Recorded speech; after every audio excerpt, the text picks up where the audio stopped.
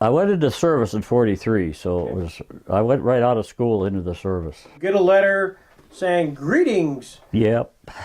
Yeah. I know my mom was concerned, but Dad, he took it as, you know, my dad was, he was too old to be drafted. He finally got his draft notice, but it was when the war was winding down, so he didn't have to go. A friend that I was hunting with and doing things like that, I didn't know what I wanted, but he took Navy, so I said Navy. I can remember that stamp. But I'm glad I did, I guess. It was the Vicksburg was the first ship I was on. Okay. And then it's when you go aboard ship, you become part of the family, like. And it was just the chief had picked a guy to leave to go to the Guam. Mm-hmm. And the guy complained. He said we should draw lots. Well, the chief was a good guy, and he thought, well, that's probably true. So, guess who got the short stick? I didn't. When you're honest, when you're assigned a ship like that, it's like home almost. And so here I was again, leaving home, and went aboard the Guam, and that's where I spent the war. And we was over in the Philippines and running with aircraft carriers mostly. Mm-hmm. I was aboard I was with the admiral of the F.S. Lowe. Frank Lowe was his name. He was running it from the Guam. So I was aboard the Guam. I was attached to the admiral, really, and I would have went wherever he went, but he stayed aboard the Guam until the war was over, and then they decommissioned it. So I would hitchhike home on the weekend if I got good grades. I remember I was late one time getting back because of the weather, and I got there just as the ship they were moving the ship, and oh my stars! I thought I was really in trouble. Well, all they were doing was changing the dock. They only moved about 500 feet or so. So I was. That made me about, I don't know what it was, but it was a lot later than I would have been. You know what the captain said, or the guy that had the charge of straightening me up? He said, "You've got a good excuse, but I'm going to impress upon you the importance of being back on time." I can still remember that. Why is that sticking in your mind? I didn't think I deserved it, but you know what? He gave me KP duty. Those guys didn't want you messing with their cooking or their dishes or anything else. They have the way of doing it. Stand over there. Get out of my way. So you really didn't do much during KP? I didn't do anything. It was just he had to give me a reprimand, and that's what he did. What were you trained to do in the Navy? What was your... Radio. Radio? Yeah, radio operator. Using code, right. Yeah. Where did you learn that? At what? At Clearfield. Clearfield, really? Okay. Yeah. That's where they had the radio school was at Clearfield. I could still remember that code. Was it sort of a Morse code? Yes, a Morse code. Like my name is da-da-da-dit-da-dit. I can remember that. Why is that it fixes in your mind like that? I could still do it. I mean, I probably wouldn't be as efficient. They had those, they called them bugs that you use like this, and you could really go fast with it. Mm-hmm. It wasn't just the ones that were you pressed to their finger, but these were you could use with your left and right. And right would dash and left was dot or whatever. I don't remember which way it was, but you held it there, and you didn't have to move it. It just held it there for so long. You've got three dots, or You know, hold on. The other way, you got dashes. What the number of dashes you wanted. You got the guy that got good with that was really he could. You couldn't copy him. He's so fast. I was I was I was taking a message one day, and the guy was so slow. And there's a signal for speed up. You know. What's that? The Q signals. They called them Q signals. They QS. Oh, I don't remember them now, but whatever it was, speed up. You know, faster. Well, I did that once or twice. The third time, he was going so. He got somebody that was going so fast I couldn't keep up with him. I had to, you had to block it out. That you hold the key down and draw. Hold the dash, so you shut him down. And he came on and went back to the old way of doing it. I can still remember that. But boy, oh boy. The guy they gave, I said speed up. I couldn't keep up with him. Now, when he's giving you a message, do you have a headset set? Yeah. Oh yeah. You have a headset. And you're writing it down. You're copying it down. You're copying. You're like did ought. A is did ought. That's what you hear. So you A B. Dotted it is C. Dotted it is D. I could remember that. Like I don't know what happens to you, but. And that's how you get that. So you hear that signal and punch the, you use a typewriter. And as a radio operator out there, ship, was it just did they get messages as to location and? I don't know what they were. They gave it to 5-letter codes, like 5 letters, and they'd skip. There'd be a space, 5 letters. That's how it would print out.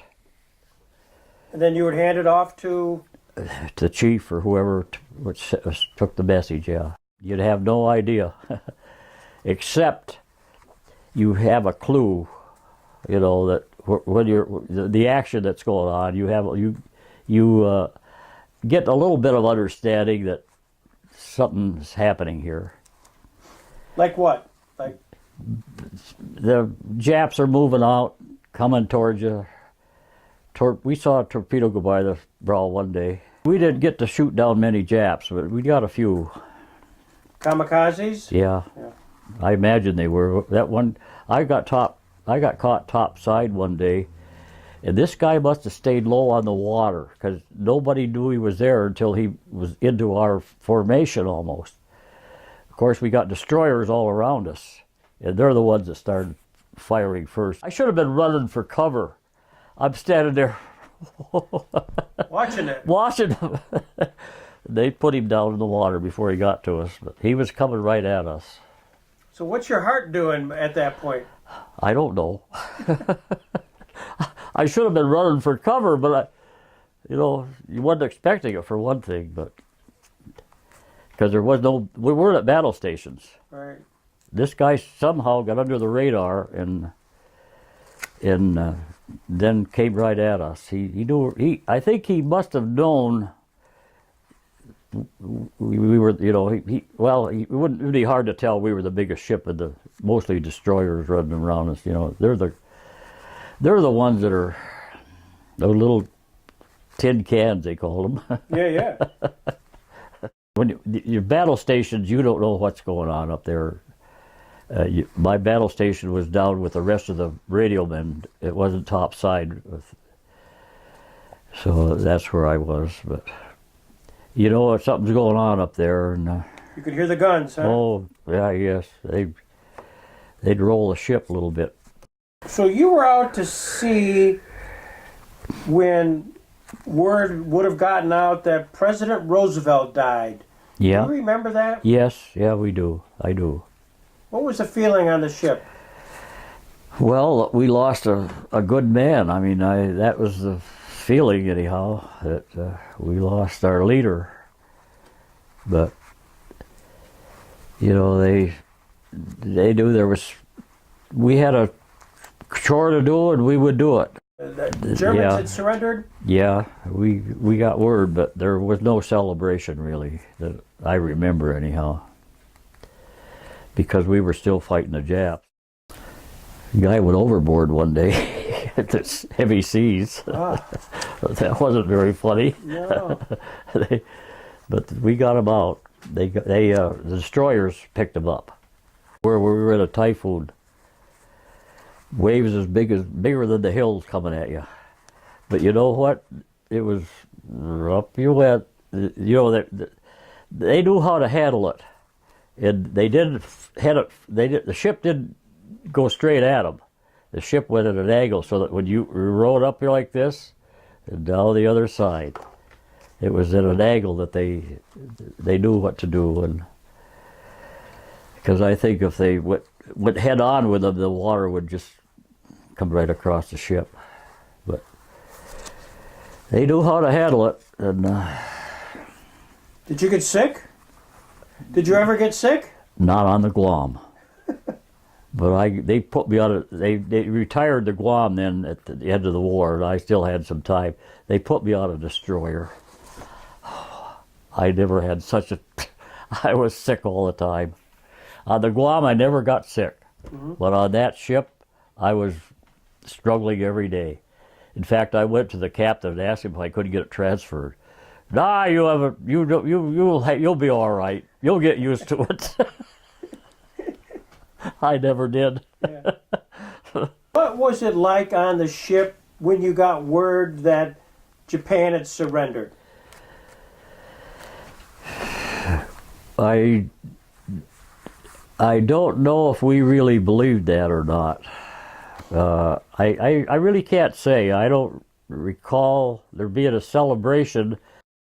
I went ashore at Jensen, yes. Mm-hmm. And, you know, shore leave was, I was the only, you know, there wasn't a whole lot to be doing, to do unless you were drinking or something like that. And I wasn't a drinker, so.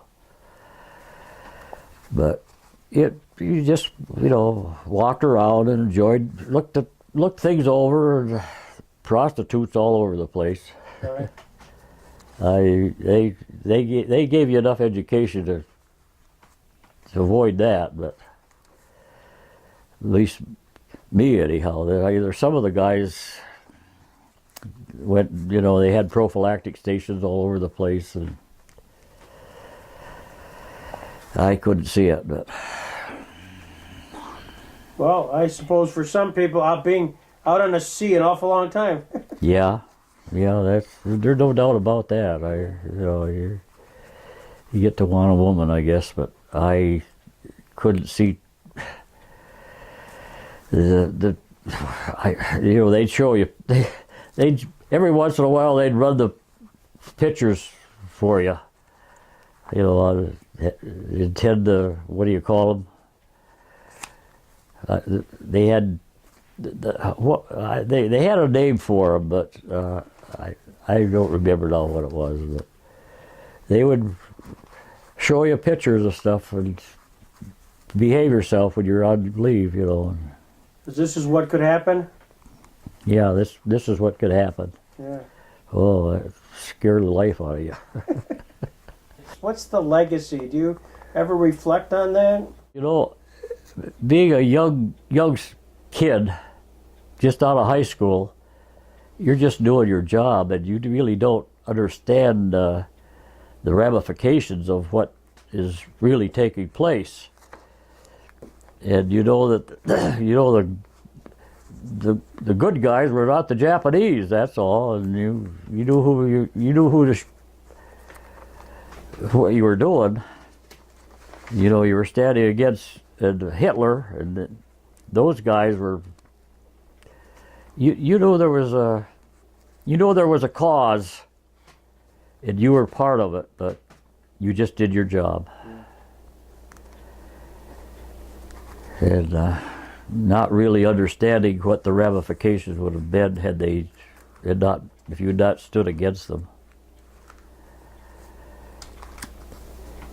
And why is it still that way? Why is there still people that want to control you? Evil in the world, right?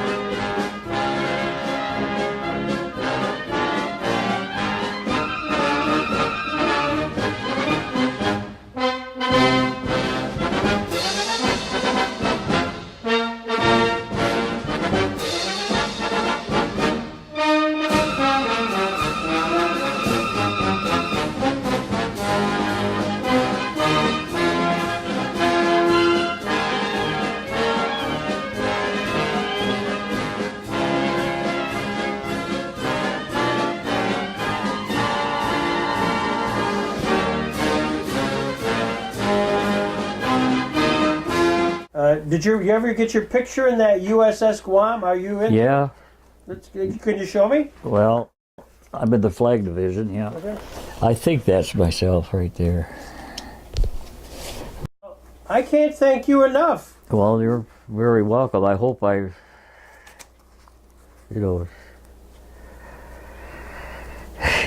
if there's, I appreciate it.